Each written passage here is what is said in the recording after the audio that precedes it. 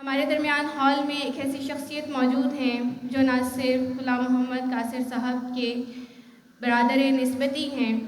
بلکہ ان کے پسندیدہ شعراء میں بھی شامل ہیں۔ ایک جگہ پر غلام محمد قاصر صاحب نے فرمایا ہے کہ خاور احمد صاحب ان کے پسندیدہ شعراء میں شامل ہیں۔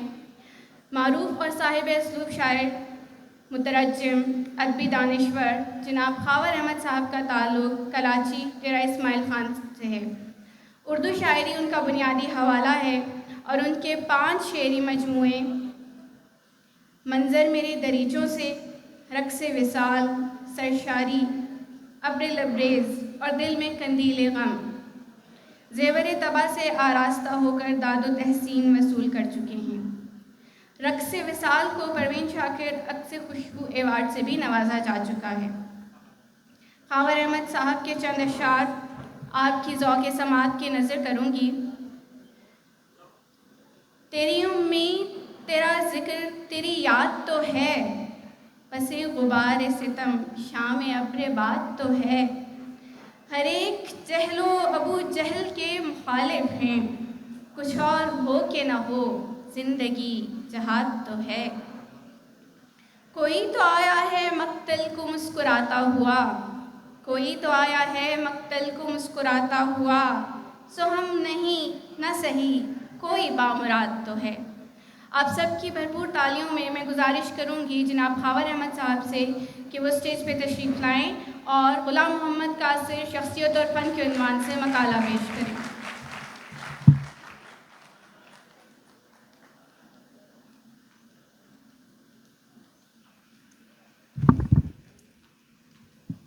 شکریہ مادام۔ خواتین و حضرات، السلام علیکم۔ مقالہ شروع کرنے سے پہلے میں ہزارہ یونیورسٹی کی انتظامیہ اور خاص کر ڈاکٹر الطاف صاحب کا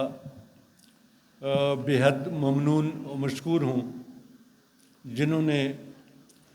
اتنی خوبصورت کانفرنس کا انعقاد کر کے ہمیں اتنی محبت سے بلایا۔ میں ان کا اور ان کے حوالے سے ان کے تمام باقی رفقار کا تہہ دل سے ایک بار شکریہ ادا کرتا ہوں۔ غلام محمد قاصر پہ بات کرنے سے پہلے ایک دو بنیادی چیزیں۔ قاصر پہ بہت کچھ لکھا جا چکا ہے، بہت کچھ لکھا جائے گا، اور ان پر بہت سارے دوست، بہت سارے ہم اثر بات کے آنے والے بات کر چکے ہیں۔ میں یہاں پہ یہ ضرور کہنا چاہوں گا کہ قاصر سے میرا اپنا ایک ذاتی تعلق جو رہا ہے وہ پہلے میرے ایک سینئر دوست کے طور پہ، پھر اس کے بعد میری بڑی بہن سے ان کے شادی کا جو سلسلہ رہا، وہ ایک بہت خوبصورت لیکن بہت نازک سا رشتہ ان سے وہ رہا۔ لیکن ایک اور تعلق بھی جو میں نے قاصر صاحب کے ساتھ میرا رہا وہ یہ تھا کہ قاصر میرے استاد تو رہے،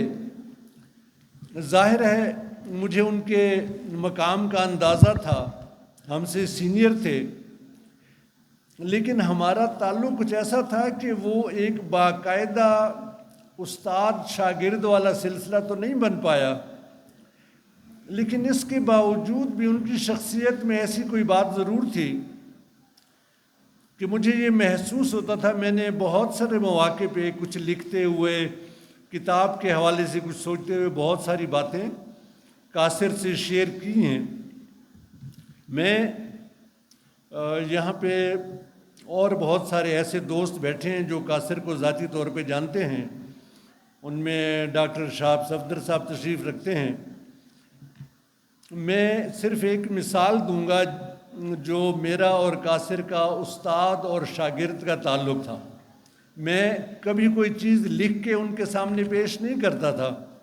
لیکن گھر آنا جانا رہتا تھا تو وہ ویسے کبھی پوچھ لیتے تھے کہ ہاں کیا ہو رہا ہے، کچھ لکھا، تو اس پر کوئی بات ہوتی تھی۔ تو ایک بار جب انہوں نے یہ پوچھا، پشاور میں تھے، کہ کچھ لکھا ہے، تو میں نے کہا کہ میں ایک مطلع ہے اس پہ ہاں سنائیں. تو وہ مطلع میں نے انہیں سنایا کہ وہ بھی کیا دن تھے کہ جب تو نظر آ جاتی مجھے، وہ بھی کیا دن تھے کہ جب تو نظر آ جاتی مجھے، رنگ تو رنگ ہیں، خوشبو نظر آ جاتی مجھے. تو قاصر نے ایک لمحے کو وہ مطلع سنا اور کہا کہ پہلا مصرع اگر یوں ہو جائے، وہ بھی موسم تھے کہ جب تو نظر آ جاتی مجھے، رنگ تو رنگ ہیں، خوشبو نظر آ جاتی مجھے. تو یہ جو ان کا استاد کا ایک تعلق سا تھا، زیادہ بات کیے بغیر، زیادہ اپنی بزرگی اور دانائی کا روب ڈالے بغیر جس محبت سے وہ گائیڈ کرتے تھے، تو یہ تعلق ہمیشہ میں نے بہت فخر سے محسوس کیا. قاصر پہ بات کرنے سے پہلے میں قاصر کے بارے میں لکھا ہوا ایک مختصر سا مضمون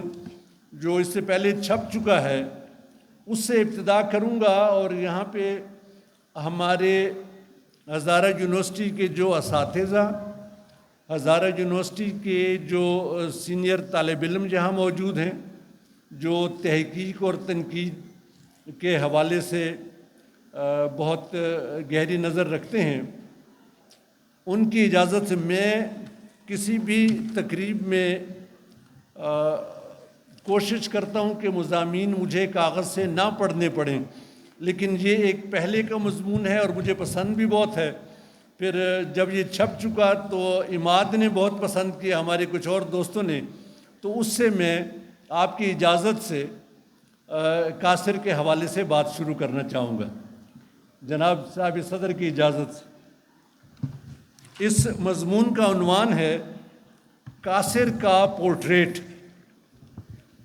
دنیائے مغرب کے کسی بھی چھوٹے بڑے پینٹر کے بارے میں کوئی کتاب اٹھا کر دیکھیں یا ان کی پینٹنگز دیکھیں تو آپ کو ان کے سیلف پورٹریٹ ملیں گے. اکثر کے ہاں یہ پورٹریٹ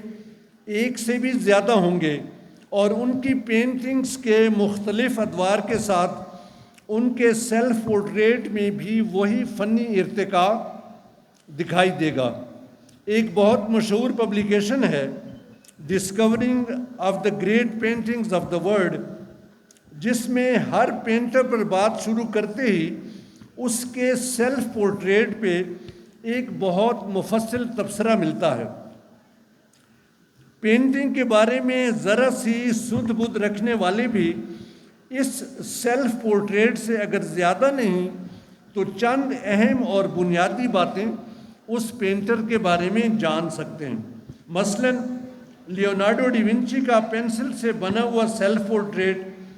چہرے کی اتنی ناقابل یقین تفصیل مہیا کرتا ہے اور آنکھوں میں پاتال جیسی گہرائی کو جس طرح سطح کرتاس تک لے کے آتا ہے، اس سے اندازہ ہوتا ہے کہ یہ فنکار ہڈیوں اور پٹھوں کی باہم پیوستگی اور بھووں اور داڑھی کے بالوں کے بڑھنے، مڑنے اور بے جان ہونے کے عمل کو کیسے ایک ماہر ڈاکٹر کی بصیرت سے دیکھتا ہے. وان گوگ کا سیلف پورٹریٹ دیکھیں تو اس میں بھی وہ ساری وحشت اور شدت موٹی موٹی گہرے رنگوں کی چھوٹی چھوٹی لکیروں سے یوں جھانکتی ہے جیسے آپ نے اسے واقعی سورج مکھی کے کھیت میں تصویر بناتے ہوئے اور مکمل نہ کر سکنے پر سارے کھیت کو پاگلوں کی طرح اجاڑتے دیکھ لیا ہو. خود ہمارے ہاں ساتکین کا سیلف پورٹریٹ ایک ایسا شاہکار ہے جسے ایک نظر دیکھ کے اس کے کمال فن کا اندازہ لگایا جا سکتا ہے.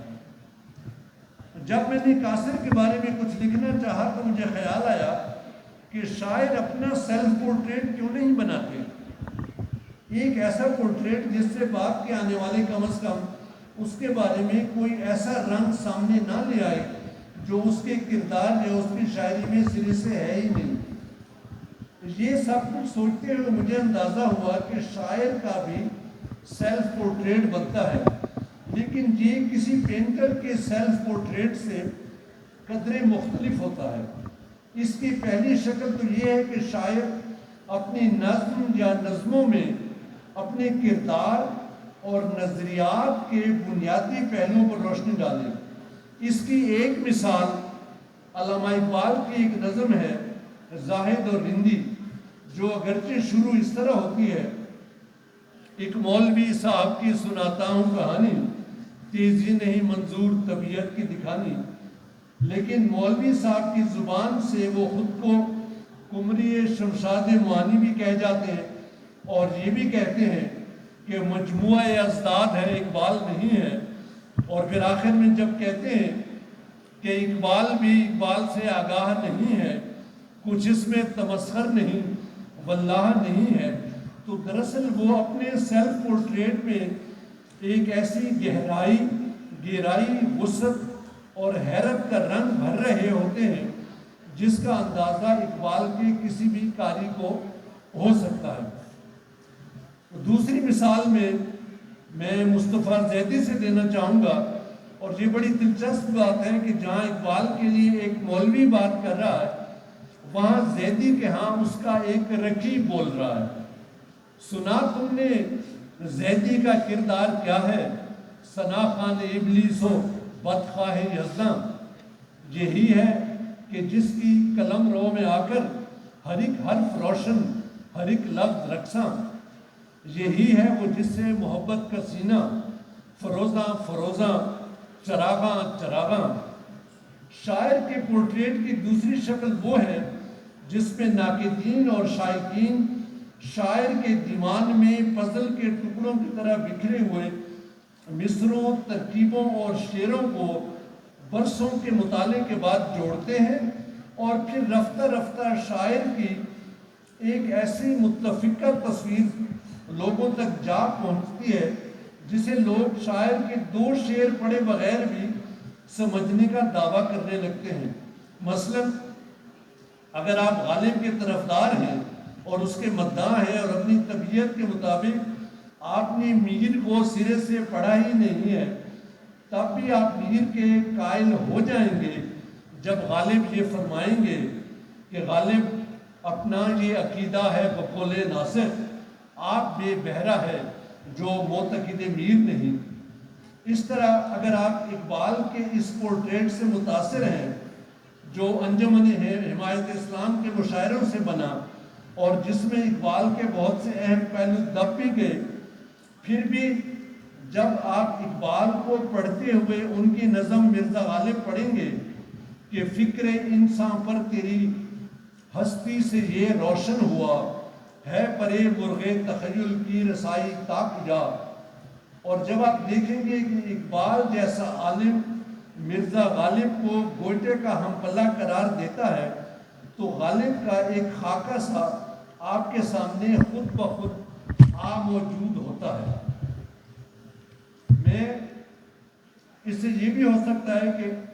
ہر شاعر بہت اچھے شعر بھی کہتا ہوں، قاصر کے حوالے سے، اس کے پورٹریٹ کے حوالے سے جب میں اپنے طور پہ سوچتا رہا تو مجھے قاصر کی شاعری میں ایک ایسی گہری اداسی کی تصویریں ملتی رہیں۔ اداسی کے حوالے سے ہم نے اس سے پہلے بھی بات کی جب، تو ناصر قاسمی کو ہم نے اداسی کا شاعر کہا اور اس کے بارے میں بہت کچھ لکھا بھی گیا، لیکن قاصر کو پڑھتے ہوئے ان کی تیسری کتاب تک غزلوں، نظموں، حتیٰ کہ گیتوں میں بھی ایک بہت گہرے دکھ کا تاثر ملتا ہے جو قاری سے ایک بہت دردمند دل کا مطالبہ کرتا ہے۔ میں نے ناصر قاسمی کو اداسی کی علامت جانتے ہوئے بھی قاصر کو ایک زیادہ گہری اداسی کی علامت اس لیے کہا ہے کہ ناصر کاظمی کی اداسی سے غلام محمد کی اداسی قدرے مختلف ہے۔ ناصر کاظمی کے ہاں اداسی فرد کی تنہائی سے جنم لیتی ہے، جبکہ قاصر کے ہاں یہ اداسی اتنی گہری ہے کہ جہاں تنہائی یا محفل سے اداسی کے موڈ پہ فرق نہیں پڑتا۔ ناصر کاظمی کہتے ہیں، ہمارے گھر کی دیواروں پہ ناصر اداسی بال کھولے سو رہی ہے، نئے کپڑے بدل کر جاؤں کہاں اور بال بناؤں کس کے لیے، وہ شخص تو شہر ہی چھوڑ گیا، میں باہر جاؤں کس کے لیے، جس دھوپ سے دل میں ٹھنڈک تھی وہ دھوپ تو اس کے ساتھ گئی، ان جلتی بلتی گلیوں میں میں خاک اڑاؤں کس کے لیے۔ اور ان کا بہت مشہور شعر کہ گئے دنوں کا سراغ لے کر کدھر سے آیا کدھر گیا، وہ عجیب مانوس اجنبی تھا مجھے تو حیران کر گیا ہو۔ لیکن ناصر کاظمی کی اس اداسی کے برعکس ان تمام غزلوں اور اشعار کو پڑھنے کے بعد جب ہم قاصر کی شاعری کی طرف دیکھتے ہیں تو اداسی کی گہرائی لوگوں پر کھلتی ہے۔ پیاس کی سلطنت نہیں مٹتی، پیاس کی سلطنت نہیں مٹتی، لاکھ دجلے بنا فرات بنا، اور تیرے بخشے ہوئے ایک غم کا کرشمہ ہے کہ اب، تیرے بخشے ہوئے ایک غم کا کرشمہ ہے کہ اب، جو بھی غم ہو میرے معیار سے کم ہوتا ہے۔ یہ غالباً قاصر کی اداسی کی گہرائی تھی جو اسے تسلسل سے دریائے گما تک لاتے لاتے غزل سے گزرتے ہوئے نعت و منقبت اور سلام کی وادیوں کی طرف روانہ ہوتی ہے۔ یہ قاصر کی شاعری کا ایک ایسا پہلو ہے جس کے لیے ایک کتاب لکھی جا سکتی ہے۔ تاہم قاصر اور ناصر کاظمی کے پورٹریٹ ساتھ ساتھ رکھیں تو ایک کے رنگ ہلکے ہلکے ہیں جس میں بہت سے شیڈز نظر آتے ہیں اور آپ ایک شاعر کو بہتر طور پہ جاننے لگتے ہیں۔ قاصر کا پورٹریٹ بہت گہرے رنگوں سے ترتیب پاتا ہے، اتنے گہرے کہ ان میں بہت سے ہلکے ہلکے شیڈز ٹھیک سے دیکھنے اور سمجھنے کے لیے قدرے زیادہ غور کی ضرورت پڑتی ہے، اور یہاں مجھے لگتا ہے کہ قاصر کے پورٹریٹ پر بہت سارا کام کرنا باقی ہے۔ جب یہ بات ثابت ہو جائے کہ ایک شاعر سچا اور کھرا فنکار ہے تب اکیڈمی ادبیات اور اس طرح کے باقی ادبی اداروں کا فرض بنتا ہے کہ وہ اپنے طور پر آگے آئیں، کیونکہ جب وہ اس کام کی ابتدا کریں گے تو انہیں اندازہ ہوگا کہ ایسے خوبصورت اور بڑے شاعروں جیسے اطہر نفیس، شکیب جلالی، ثروت حسین، جمال ثانی اور غلام محمد قاصر کے بہت خوبصورت پورٹریٹ بننے ابھی باقی ہیں۔ یہ میرا وہ مضمون تھا اور مجھے بہت خوشی ہے کہ اس مضمون کے بعد غلام محمد قاصر پہ ہمارے ادبی اداروں نے بھی بہت سارا کام کیا۔ ان میں پہلا کام جو مجھے نظر آیا وہ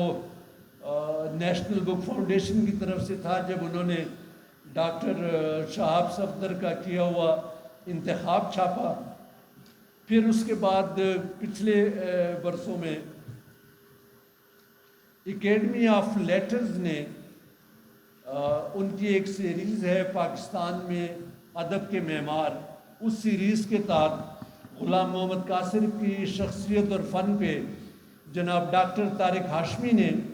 ایک کتاب تحریر کی۔ وہ کتاب نظر ثانی کے لیے مجھ تک آئی تھی۔ اداروں کے یہ کام دیکھ کے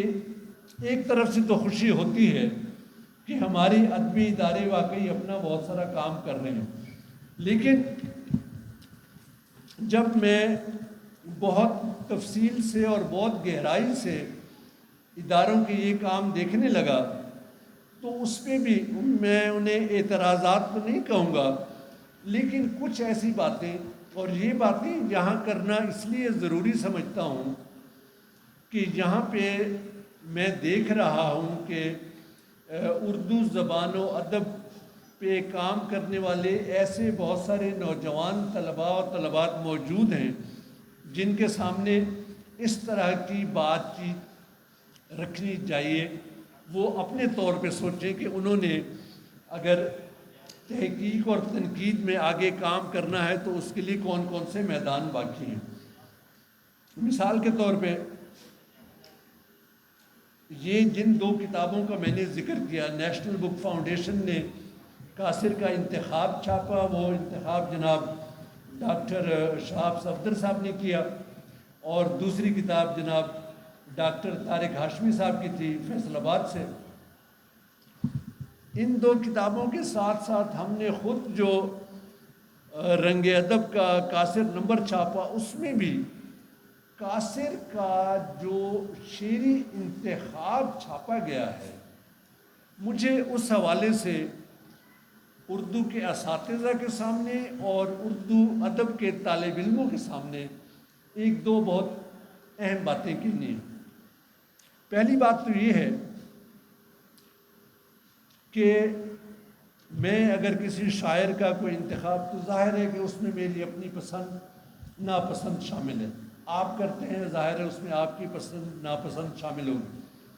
لیکن جب کوئی بڑا ادارہ یہ کام کر رہا ہو تو میرا خیال ہے کہ ان کو تھوڑا سا احتیاط سے کام لینا چاہیے. ہم نے خود قاصر کا انتخاب کرتے ہوئے، آپ لوگ پڑھیں گے قاصر کے حوالے سے جو کتابیں موجود ہیں، ہم نے ان میں قاصر کی طرف سے لکھے ہوئے جو سلام ہیں، قاصر کی طرف سے لکھی ہوئی جو نعتیں ہیں، منقبتیں ہیں، ان کو انتخاب میں زیادہ نمایاں مقام دیا ہے، ان کو پہلے جگہ دی ہے. اور قاصر کی غزل جس سے قاصر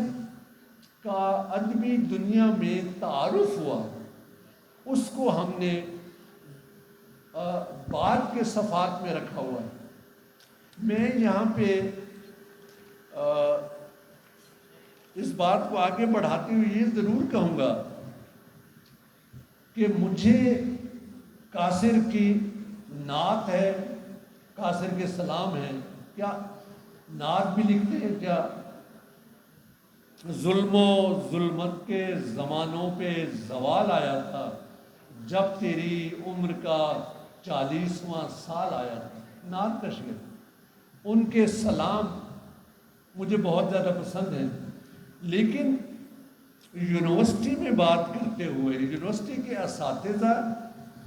اور یونیورسٹی میں اردو ادب کے طالب علموں سے بات کرتے ہوئے، میں یہ بات ضرور سامنے رکھنا چاہتا ہوں کہ قاصر نے شاعری کی ابتدا غزل سے کی. غزل میں ان کی مشق سخن اتنی بے پناہ ہے. وہ اسکول کے دنوں سے جب بھی کچھ تھوڑا بہت لکھنے لگے، فلمی گیتوں کی دھن پہ یا جس حوالے سے بھی، لیکن غزل کی مشق سخن انہوں نے جاری رکھی اور اس پہ برس ہا برس گزر گئے. اسی دوران ان کی پہلی کتاب آتی ہے تسلسل، اور روایتی کتابوں کی طرح ایسا نہیں ہے کہ کتاب کے شروع میں حمد ہے، پھر نعت ہے، پھر سلام ہے. یہ سلسلہ قاصر نے اپنی زندگی میں، اپنی کتابوں میں نہیں رکھا. تسلسل دیکھ کے آپ یہ بات سمجھ سکتے ہیں. اس میں حمد بھی موجود ہے، اس میں نعت بھی موجود ہے، لیکن اس کی ترتیب قاصر کے ذہن اور اس کے مزاج میں جو بنتی ہے وہ ان کی کتاب میں بہت واضح طور پہ موجود ہے. جو خوبصورت بات ہے وہ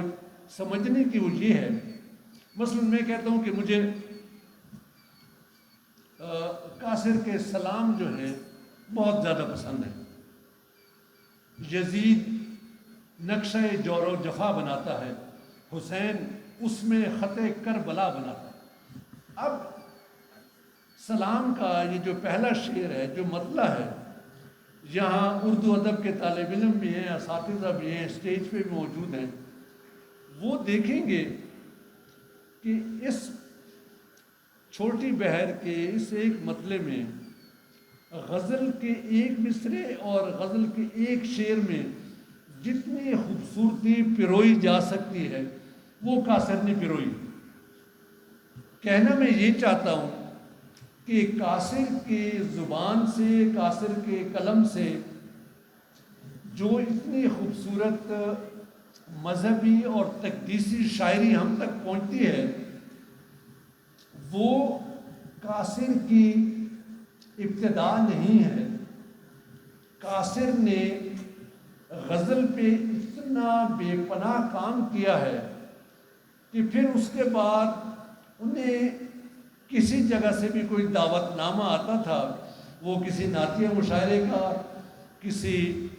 مسالمے کا، تو قاصر کے دل و دماغ میں جو غزل کی مشق سخن سے جس قسم کی فنکاری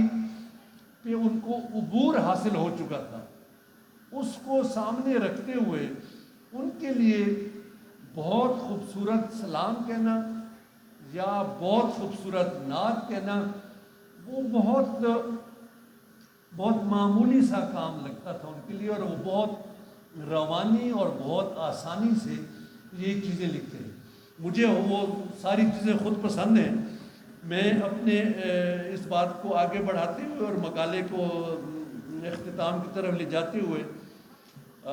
ایک بات اور کہوں گا، اور اس کا کہنا یوں بھی ضروری ہے کہ ڈاکٹر شہاب صفدر صاحب بھی موجود ہیں، ڈاکٹر الطاف، لوگ یہاں پہ یہ باتیں مجھے کہنا اچھا لگ رہا ہے۔ وہ یہ ہے کہ قاصر کی پہلی کتاب کا نام ہے تسلسل۔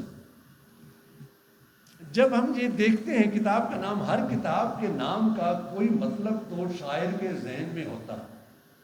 قاصر جیسا اتنا سنجیدہ لکھنے والا اپنی پہلی کتاب کا ایک نام تجویز کرتا ہے، وہ کس تسلسل کی بات کر رہا ہے؟ یہ تسلسل کس چیز کا ہے؟ اور جب آپ قاصر کو تفصیل سے پڑھیں، ان کی تنقید پڑھیں، اس کے کچھ خطوط رنگ ادب کے قاصر نمبر میں شائع ہوئے ہیں، تو آپ کو اندازہ ہوتا ہے کہ قاصر بنیادی طور پہ غزل کی روایت کا عاشق ہے۔ غزل اس کے جسم و جاں میں بسی ہوئی ایک چیز ہے، اور وہ اپنی پہلی کتاب سے، جس میں پہلا شعر جو ہے، باقی غزلیں اور نظمیں شروع ہونے سے پہلے غالب کی مشہور زمین میں اس کا شعر ہے، ایک حلقہ اس کا میں ہوں، دوسرا حلقہ ہے تو، دور تک پھیلا ہوا ہے سلسلہ زنجیر کا۔ قاصر اس تسلسل کی بات کرتا ہے جس میں وہ غزل کی روایت سے اپنے آپ کو جوڑتے ہوئے اور تسلسل سے آگے بڑھتے ہوئے اس میں اپنے حصے کی جو جدتیں ہیں وہ ڈالتا ہے۔ اپنی بات کو ختم کرتے ہوئے آخر میں صرف اتنا کہنا چاہوں گا، قاصر کی جو کلیات اس کے بچوں نے بہت محبت سے قاصر کی وفات کے بعد چھاپی، اس کا نام آپ کے سامنے ہے، ایک شعر ابھی تک رہتا ہے۔ پورا شعر یوں ہے کہ ہر دور نے زندہ غزلوں کے کتنے ہی جہاں آباد کیے، ہر دور نے زندہ غزلوں کے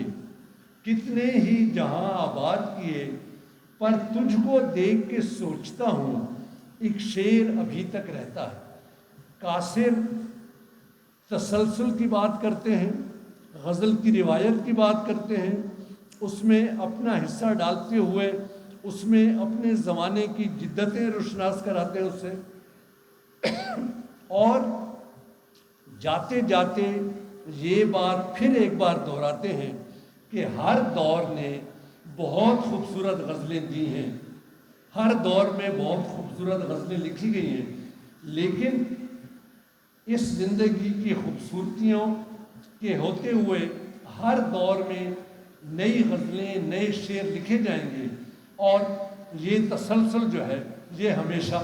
اسی طرح قائم رہے گا۔ تو میرا خیال ہے کہ ہم قاصر پہ کچھ بھی لکھتے ہوئے